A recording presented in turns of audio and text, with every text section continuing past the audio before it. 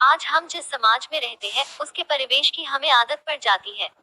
हम यह मान लेते हैं दुनिया हमेशा से ऐसी ही रही होगी।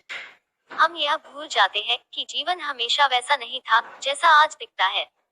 क्या आदिमानव के समय की दुनिया कल्पना कर सकते हैं, जहाँ आग न हो, खेती बाड़ी आविष्कार न हुआ हो? आदिमानव का जीवन कैसा रहा होगा?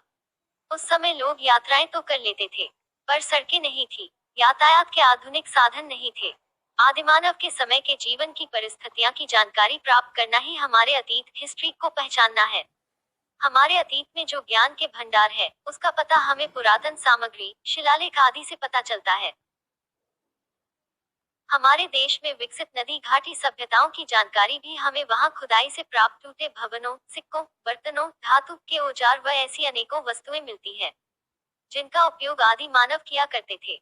हजारों वर्ष पूर्व अनेक प्राचीन नगर गांव नष्ट हो गए अथवा उनके मकान धरती में समा गए। उनकी खुदाई में वे सभी चीजें निकली जो उनके काम आती थी। यही चीजें इतिहास के स्रोत के रूप में जानी जाने लगी। मनुष्य के जन्म से लेकर लिपि के विकास तक का काल प्रागैतिहासिक काल अथवा पुरा ऐतिहासिक काल कहा जाता है। वैज्ञानिकों का कहना है कि करोड़ों वर्ष पूर्व पृथ्वी की उत्पत्ति हुई है और मानव की उत्पत्ति लगभग 40 लाख वर्ष पूर्व हुई होगी। विश्व के अनेक स्थानों पर मानव की खोपड़ियां व हड्डियां प्राप्त हुई है। वे लगभग 1.5 लाख वर्ष पुरानी है।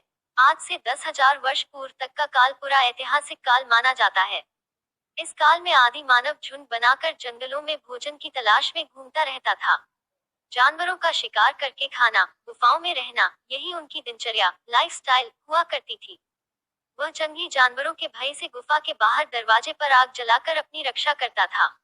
पत्थर से ही आग जलाता था।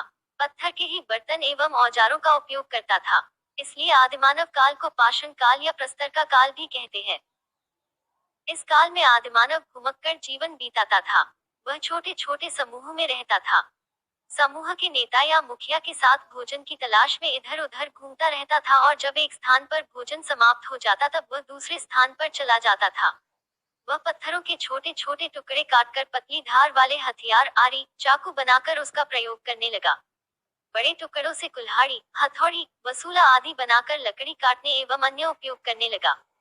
बाद में धीरे धीरे इन्हीं पत्थरों के औजारों में लकड़ी का हत्था डालकर और अच्छी तरह से उपयोग करने लगा। जैसे जैसे मानव को अपने आसपास की वस्तुओं का ज्ञान होता गया, वैसे वैसे वह अपने लिए और सुविधाएं जुटाने लगा। प्रारंभ में मनुष्य, ह्यूमन इन द बिगिनिंग, को कपड़े पहनने का ज्ञान नहीं था। वह पेड़ की छाल, बड़े बड़े पत्तों एवं जानवरों की खाल से ठंड के समय अपना बचाव करता था। बाद में वह जानवरों को पालना, पौधे उगाना, अन्न पैदा करना आदि सीख गया, जिससे उसका घुमक्कड़ जीवन समाप्त हो गया और एक स्थान पर झोपड़ी बनाकर रहने लगा और खेती करने लगा। उसने कुत्ते, बकरी, भेड़ आदि जानवरों को पालतू बना दिया और उनसे अपने कार्य में सहयोग लेने लगा। धीरे धीरे मानव ने धातु की खोज की। पहले तांबा, बाद में जस्ता, फिर सीसा खोजा गया। कुछ स्थानों पर तांबे की कुल्हाड़ियां मिलने से पता चला है कि पत्थर के बाद मनुष्य ने सर्वप्रथम तांबे धातु की खोज की। स्थायी जीवन जीते हुए उसने पेड़ के मोटे तने को लुढ़कते हुए देखकर पहिया बनाना सीखा, जिससे गाड़ी बनाकर उपयोग करने लगा। पत्थर की चाक बनाकर मिट्टी के बर्तन बनाने लगा। गेहूं, जौ और कपास की खेती करना, झोपड़ी बनाकर रहना, जानवर पालना आदि कार्य सीखकर वह अपनी आवश्यकताओं की पूर्ति करने लगा। जैसे जैसे मानव समझदार होने लगा, वैसे वैसे प्रकृति की उपासना, कपड़े बुनना आदि कार्य करने लगा। इस प्रकार पूर्व पाषाण काल से ताम्रकाल तक आते आते मानव विकास क्रम में आदिमान